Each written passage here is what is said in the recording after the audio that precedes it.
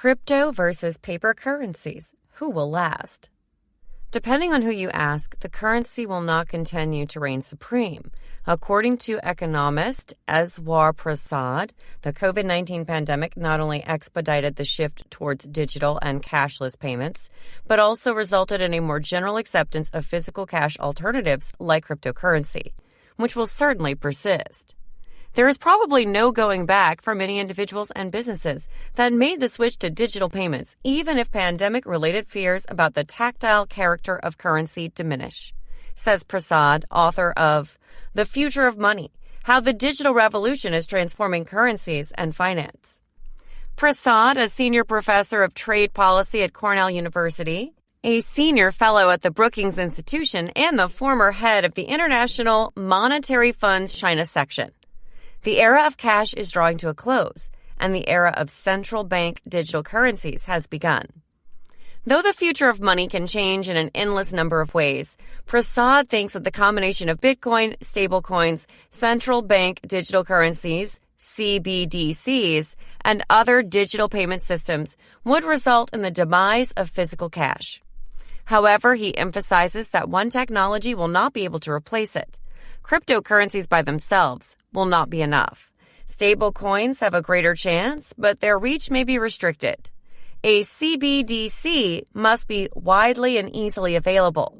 Here's what to know about each. Before we begin, welcome to Invested Knowledge. Knowledge is power, so make sure to subscribe to this channel for up-to-date essential knowledge to become more successful in life and in business. What are central bank digital currencies, or CBDCs? A CBDC is a digital form of money issued by a central bank. Those on trial are backed by a central bank and represent money that is the central bank's direct liability. According to Prasad, several central banks are experimenting with CBDCs, though most are in the very early stages. CBDC trials have already begun in China, Japan, Sweden, and Nigeria, and the Bank of England and the European Central Bank are planning their own. The sand dollar, the world's first CBDC, was introduced in the Bahamas. The Federal Reserve of the United States is reticent to initiate the prospective development of a CBDC, but Chair Jerome Powell has stated that the central bank is thoroughly investigating the topic. The technology underpinning each CBDC is determined by the country's and its central bank's preferences. CBDCs may use distributed ledger technology in some circumstances, which is a sort of database that can keep numerous copies of financial documents, such as transaction histories, across multiple businesses. A central bank can oversee all of these entities. This contrasts with the blockchain that underpins popular decentralized cryptocurrencies, such as Bitcoin, in that a CBDC is controlled by a single organization, a central bank. This is also why a CBDC would not be classified as a cryptocurrency. According to Prasad, if the U.S. Federal Reserve issued a CBDC, there would be various possible benefits. It would provide easy access to digital payment system and a portal for basic banking services to even the impoverished and unbanked. Prasad also believes that it will make it more difficult to engage in illegal activities that rely on anonymous cash transactions, such as drug dealing and money laundering. But, he adds, there are potential costs as well. The loss of privacy is a major problem for a CBDC. Even with safeguards in place to maintain secrecy, no central bank would forego transaction auditability and traceability required to limit the usage of its digital currency to legal reasons. What are stablecoins? Stablecoins are cryptocurrencies that are backed by a reserve asset, such as gold or the U.S. dollar, but are not issued by a central bank. The commercial case for stablecoins is that they allow low-cost, easily accessible digital payments within and across national borders, explains Prasad. Indeed, the Biden administration recently advised Congress that stablecoins, if properly regulated, might enable spendier, more efficient, and more inclusive payment choices. Stablecoins, on the other hand, have gained the attention of U.S. lawmakers as a potential danger to financial stability, with many at the heart of the controversy. In one case, Detractors have questioned whether the so-called stablecoin Tether has sufficient dollar reserves to back its currency. Even though the Tether is intended to be anchored to the dollar, it is still the most valuable stablecoin in terms of market capitalization. This is one of the reasons why Biden's economic advisors advised Congress to approve legislation restricting stablecoin supply to insured institutions. They claim that if done, the move would give U.S. legislators more authority over the business, making stablecoin more sustainable in the long run. According to Prasad, expanding the use of stablecoins as a medium of exchange might aid the impoverished and unbanked, as well as small companies such as street vendors in making transactions. What is cryptocurrency?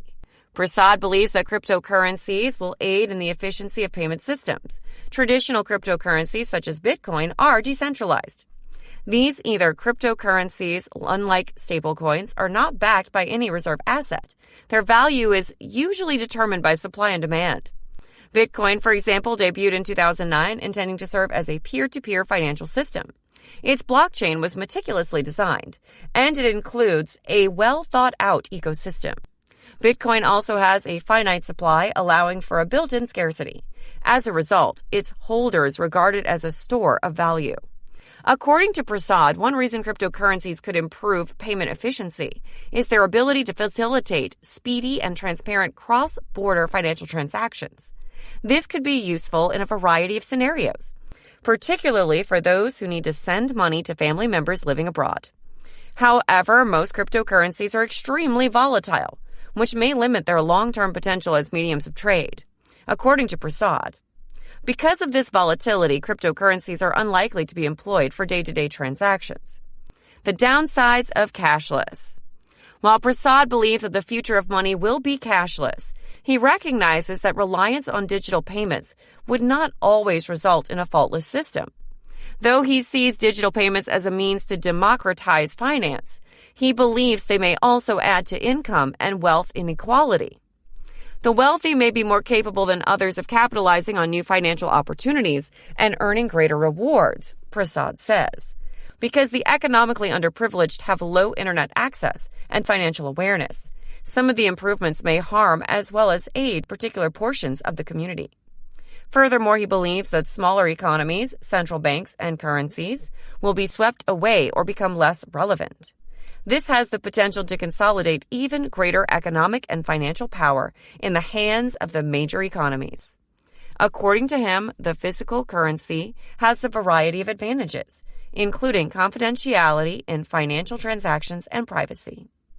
As a result, he feels that the future of money should be carefully considered. The end of cash is on the horizon, and the time has come for a broad public debate about what will replace it, Prasad adds. After all, it will have an impact not only on money, but also on the economy, finance, and society. Advantages of digital currency. Let's now take a look at some of the advantages of digital currency. Limited supply or resistance to inflation. The limited supply of Bitcoin and many other cryptocurrencies is one of their advantages. While the supply of Bitcoin is limited to 21 million, the amount of fiat money is constantly fluctuating. Governments and central banks all across the world occasionally raise the money supply. In other words, they print money to cover their deficit, which causes inflation and reduces the value of people's money.